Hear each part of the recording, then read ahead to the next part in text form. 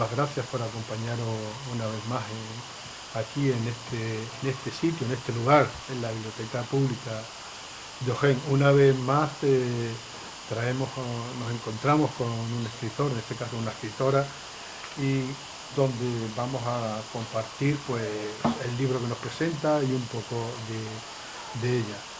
Es necesario, me gustaría siempre, lo reivindico, que la cultura es algo que no debe de faltar, la lectura y los libros, y cuesta mucho trabajo, la verdad, que aglutinar a las personas alrededor de esto tan importante como es un libro, ¿no? Y conocer sobre todo a quien la ha creado, a su creadora en este caso, a una escritora.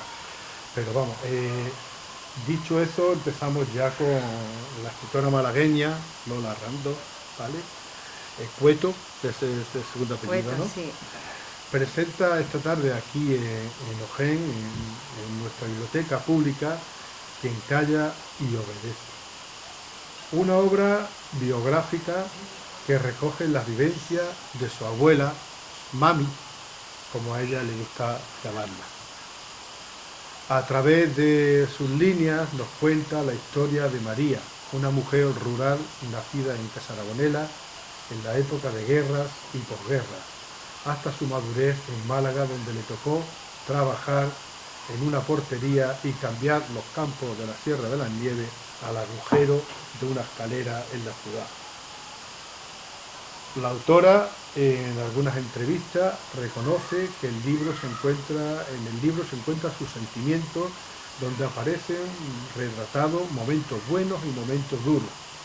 Para ella, María, la protagonista de la novela, refleja a la mujer que se echa a sus espaldas los problemas y sobrevive en un mundo donde la frase imperante es obedece, calla, pero su interior es el reflejo de superación y de inconformismo a esa sociedad para llevar a buen puerto su familia y en concreto a sus 3 hijos. Bienvenida a Ojén, Lola. Antes, si acaso, de ya dejarte para que nos cuente de qué va la novela y todo lo demás, sí, y para poner un poco en antecedente a los asistentes, les voy a leer la sinopsis de la misma, ¿vale? María, en 1918 hasta 1999, una niña que desde su primera infancia se forjó como rebelde luchadora en un entorno rural, una adolescente infiltrada en los dos bandos que protagonizaron la guerra que se libró entre hermanos españoles, una mocita cuya piel blanca se amorata a causa del alcohol, una mujer con pies desnudos que colorean las piedras de una de las tantas cuestas de fe que abrazan Casaragonela, municipio de la Sierra de las Nieves, que perpetúa la tradición morista en la provincia de Málaga. La historia de María es el devenir de un pueblo que conoció algo más devastador que el hambre, el desamparo, el sacrificio o la pérdida de un ser querido, la opresión de un sistema, la resignación ante una sociedad en la que callar y obedecer era obligada premisa, en especial para una hembra en un escenario en el que los hombres tenían su lugar y sus mujeres se lo debían de hacer a codazos. Pero el disfraz de sumisión escondía el inconformismo de una sociedad tan sencilla como digna, donde María enhebró su destino para soportar el peso de la cordura hasta el final de sus días. Lola, tu turno, hablando de quien calla y obedece. Bueno, antes de hablaros de este puñadito de sentimientos, como ha dicho Diego, que es lo que yo he intentado presentar aquí con este libro, agradeceros, bueno, esta acogida, lo poquito que he visto del pueblo, de la Sierra de las Nieves. Yo se lo decía a algún compañero, digo, a mí en la Sierra de las Nieves que me tiene enamorada. Entonces, y además venir a pueblos como Ojén y que te abran los brazos de esta manera, pues gracias, gracias y gracias. Os cuento, antes de desvelaros algunos secretillos por ahí, que esta novela biográfica no es más que saldar una deuda con mi abuela, que no es que yo la llamara Mami. Mami es que para mí Mami era su nombre. y todos los que la rodeaban, todos sus contemporáneos, la llamaban mami. Ella se llamaba Dolores en el libro María, porque es verdad que, bueno, como se nombran momentos, situaciones reales, los nombres que aparecen son nombres ficticios. Pues bueno, pues porque yo he contactado con muchísimas personas, pero algunas se me escapan. Y entonces no quería herir susceptibilidades cuando se cuentan vivencias tan de primera persona. Es verdad que hay personajes históricos como Galvez Ginastero, como personajes políticos de la época, y ahí sí, porque no tienes otra que poner el nombre. Pero es la historia de Mami. Mami era mi abuela, casi hablo en presente, fíjate, porque es que la tengo tan cerca, y con este libro tan cerca. Mami era mi abuela, y ella siempre decía, ay, ¿quién va a contar mi vivencia? ¿Quién va a contar todo lo que yo he pasado? ¿Quién lo va a reflejar en un libro? Claro, que siempre lo decía al lado de la niña que iba a ser periodista. Entonces ella lo sabía por qué. Ella nos dejó y a mí se me quedó ese run run. Entonces empecé a investigar, porque claro, yo decía, con la fantasía que tenía mi abuela, me cuesta trabajo decir mi abuela, con la fantasía que tenía, esto, la mitad de las cosas se la inventaba. Y entonces empecé a investigar, empecé a preguntar. El pueblo de Casarabonela, Los Moriscos, del que yo me siento familia, porque es que es raro el fin de semana que yo no me escapo, porque casi que lo necesito. Me abrieron las puertas, entonces pude pisar donde ella pisó, donde ella se arrodilló a lavar de rodillas esos suelos, donde ella jugó, donde el saltador que ella oyó en esos descansitos. Entonces, pues yo tenía muchísima información, meses de investigación y años incluso. ¿Qué pasó? Vino el confinamiento y yo el confinamiento me fui a Casarabonela, la tierra donde ella vivió la mayor parte de su vida. Y yo no sé si es que fue el aire de la sierra o qué, que yo digo, es el momento. Entonces, para el Día de las Madres, yo preparé un borrador que era un regalito para la familia, para sus 3 hijas, para mí, por supuesto, y una deuda que yo saldaba. Lo que ocurre es que yo también, pues ese borrador se lo entregué a ciertos amigos que yo pensaba y pienso que, bueno, que en el mundo cultural pues tenían que decir. Y me dijeron, Lola, no, esto no se queda aquí. Esto, primero, tienes que finalizar la historia, porque yo me quedé en la parte que ella vive en Casarabonela, tienes que finalizar la historia y esto tienes que convertirlo en novela.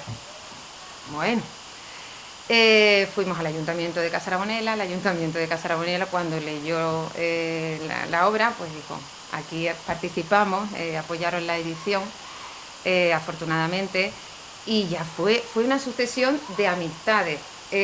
La portada, que ahora os explico un poquito de dónde viene la portada, pues fue un amigo que me dijo, no, esto por favor déjame que yo ilustre esta novela. El prólogo, pues igualmente, ¿no? Un director de teatro, Ángel Baena, de reconocido prestigio en Málaga. Yo escribo el prólogo y la obra se fue haciendo y lo hemos presentado y se ha convertido en ¿qué? Pues en la voz de esa mujer rural, de lo que es su biografía, es desde 1918 a 1999, de tiempos de guerra. Una mujer, como bien has dicho, has leído de la sinopsis, que en un momento dado ese marido se lo llevan, siendo un niño, siendo un pipiolo, que eran niños que no llegaban ni a los 17 años, 15 y 16 años, en la Quinta de Liberón, venga, nos lo llevamos. Y esa mujer se queda al frente del campo, se queda al frente de sus niñas, que tienen que salir adelante, y siendo mujer, porque tenemos que mirar atrás, y aunque todavía hoy pues seguimos dando pasos y pasos importantes, en aquella época era duro enfrentarse a ciertas situaciones, enfrentarse diciendo soy mujer. Cuando yo me acuerdo, habéis dicho el vinito, pues una mujer no podía entrar en determinados sitios, no podía hacer determinadas cosas, y fue difícil. Entonces, pues cuando llega el Día de la Mujer, o el Día Internacional de la Mujer Rural, o el de la Mujer Trabajadora, siempre nos vamos a acordar de esa científica maravillosa, o de esa personalidad que ha deslumbrado. Pero en cambio, la figura de la mujer rural, yo reivindico con este libro y con otros libros que se han escrito, bueno, pues, si no parecidos, ¿no? De esta temática, quiero decir, de la historia de Málaga, pues yo reivindico la figura de la mujer rural de esa época como mujer relevante en nuestra historia. Después María, después Mami, Dolores, se fue a Málaga como tantas familias que se tuvieron que ir a Málaga buscando un porvenir, buscando una vida mejor. Realmente, como se refleja en esas palabras que ha mencionado Diego, en el campo ella tenía para vivir mal, bien, pero cuando ella miraba al horizonte no veía esas paredes, ¿no? Y meterse en una portería a sacar adelante a sus 3 hijas en aquellas condiciones, pues de nuevo vuelve a ser esa luchadora y tiene que seguir adelante. El título: quien calla y obedece. Quien calla y obedece. Hoy no sé por qué, yo doy clase a alumnos de la universidad y alguien me ha dicho: Lola, el libro Quien calla y obedece, ¿por qué? Y se lo explicaba y se han partido de la risa. Claro, allí todavía a esa generación tan joven pues le llama mucho la atención. Es un dicho de nuestros antiguos y de la zona de Casa Aragonela. Quien calla y obedece, punto suspensivo, da por culo 3 veces. ¿Verdad que sí? Algunas cabezas me dicen, hay muchas versiones, pero el significado es, bueno, pues en un momento muy concreto que tiene que agachar la cabeza, obedecer, unas directrices muy férreas, tanto por ser mujer como por ser sirvienta, como por ser tantos papeles, tantos roles que le tocó vivir, pero después es una filosofía de vida. Y yo voy a sacar adelante a mi familia. Entonces, es verdad que en esta novela se tratan episodios, para mí, muy fuertes. A mí se me han saltado lágrimas.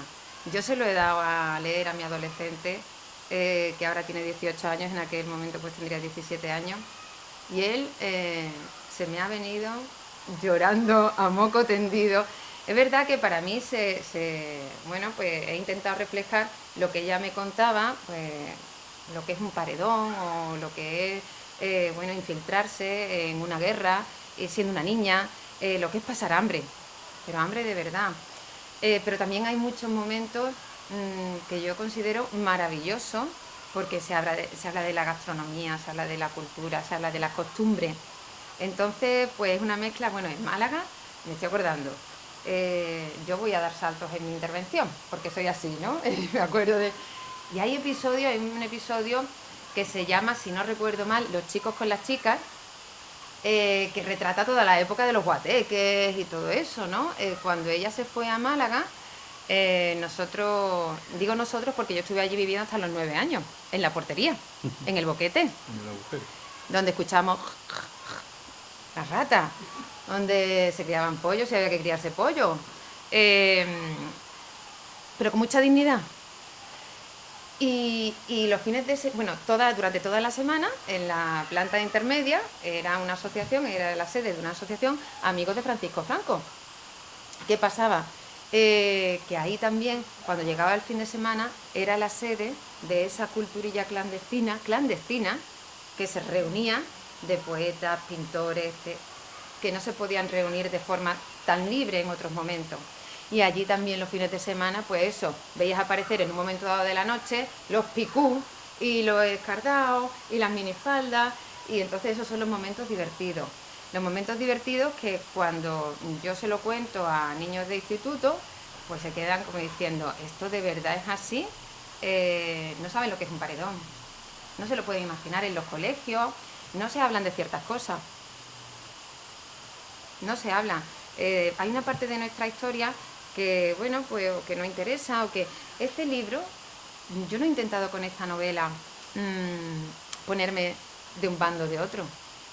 No, he intentado ser o mostrar el máximo equilibrio posible, porque ella lo que trataba es de sobrevivir solamente. Y un día te cantaba Proletarios Unidos contra la mejor, y otro día Cara al Sol. Y es que ella intentaba sobrevivir escondiendo al señorito o llevándole comida a los maquis. Entonces, yo creo que eso es lo interesante.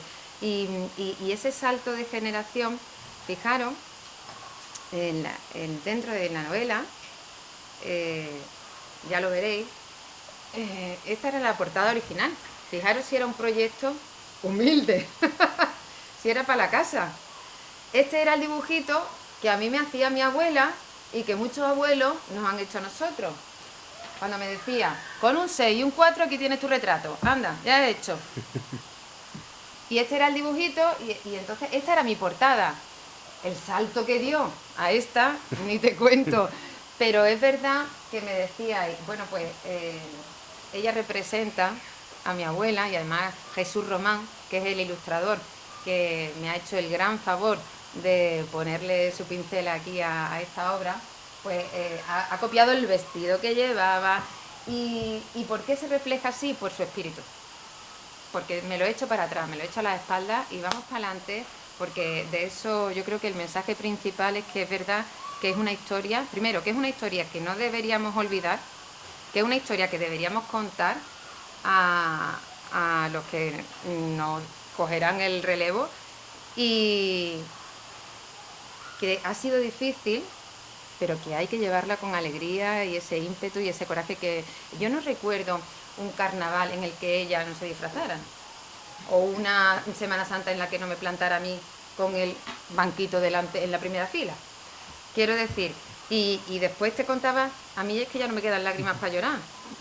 A mí es que no me quedan lágrimas, porque es verdad que cuando se te congelan los pies de frío, cuando pasas hambre hasta rabiar, cuando nada más que le puedes dar una onza de chocolate a tu hija, cuando ves que se te va, entonces eso a veces decirlo ahora, cuando extraviamos el móvil y nos ponemos tan nerviosos, a veces llama la atención. Y bueno, yo estoy muy contenta por cómo se está difundiendo en la segunda edición. Y yo creo que, bueno, que me preguntan muchas veces, ¿y esto a quién va dirigido? Yo tengo una niña de 10 años, le he dejado leer hasta cierto punto.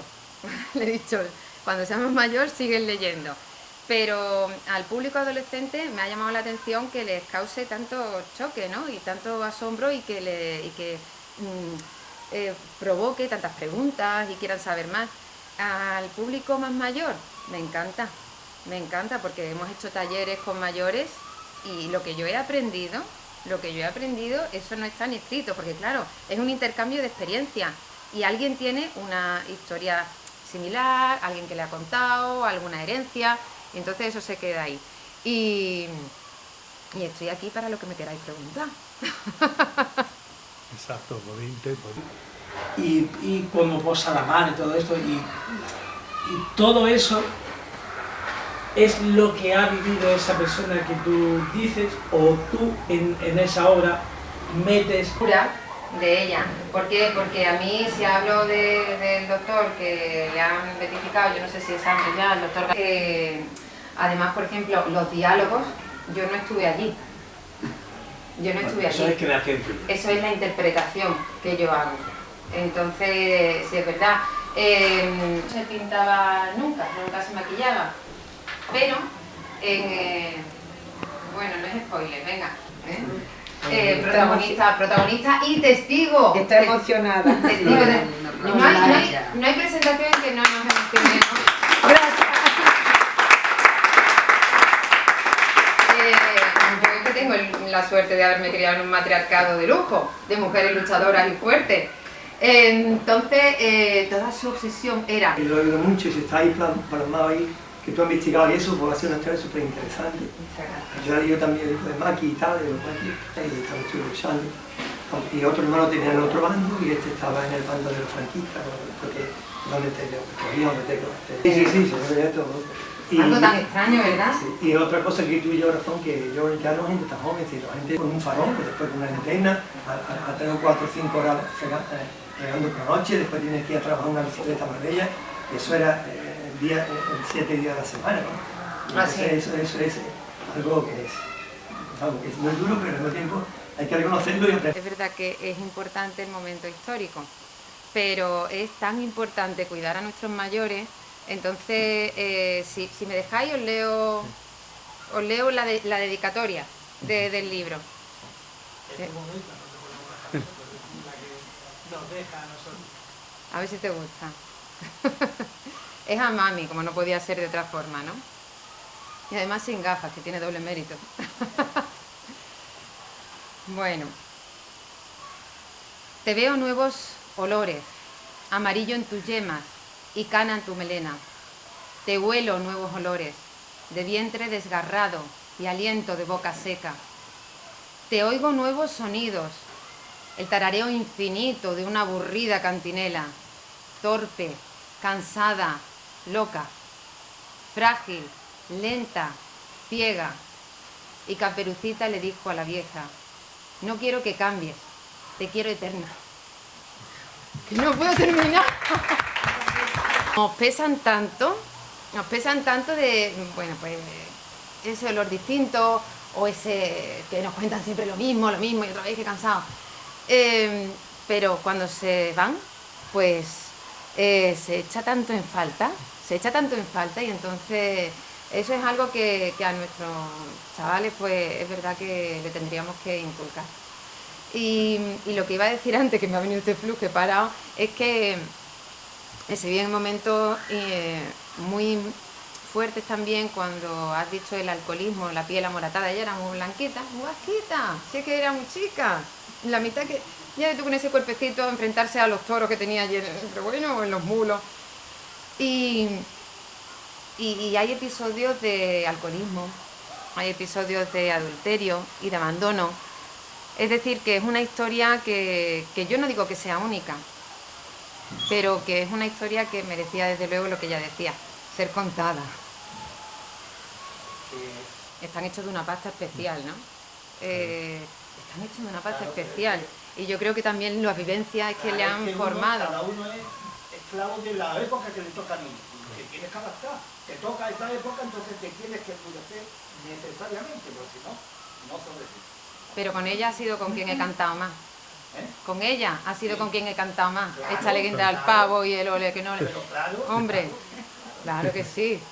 Cuando yo he preguntado, he pegado las puertas, claro, depende de quién te cuente, sobre todo en episodios de guerra. Claro. Pero yo no me he querido meter ahí, es lo que os digo, porque me he querido meter en la mente de una niña, que es que no entendía, que no sabía, que era rojo, facha, que no.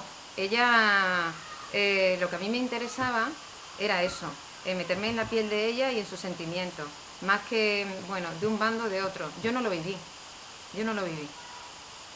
Y entonces muchas veces opinamos, y sobre todo los jóvenes, a mí me asombran los universitarios, que se lanzan gritos de guerra.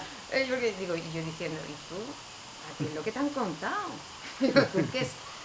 Es verdad que a veces nos convertimos en fuentes que llevamos la verdad y bueno, pues o bien lo tenemos de fuentes primarias, como en el caso de nuestros antecesores, o a veces no merece la pena dar opiniones para remover cosas.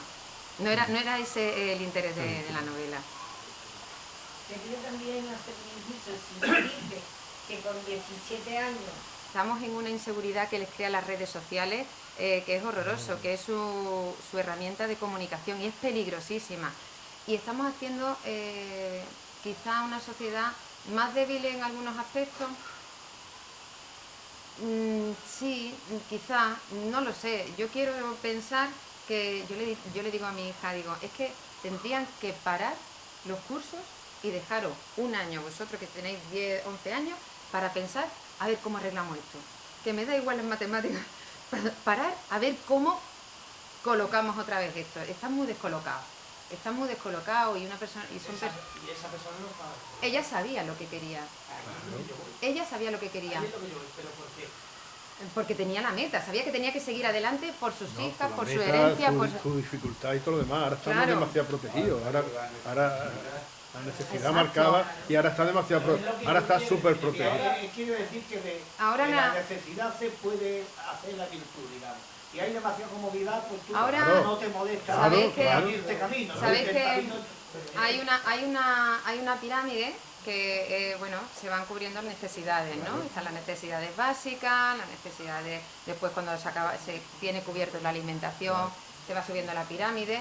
Entonces ellos, toda la base de la pirámide ya se la han dado hecha. Ya la tienen cubierta. Que Total. además la más necesaria, digamos. Que era la que no tenían los anteriores, que es la que tenían que Claro. buscar. La realmente imprescindible. Claro. De visitar los municipios, esto que no salga de aquí, que me está grabando.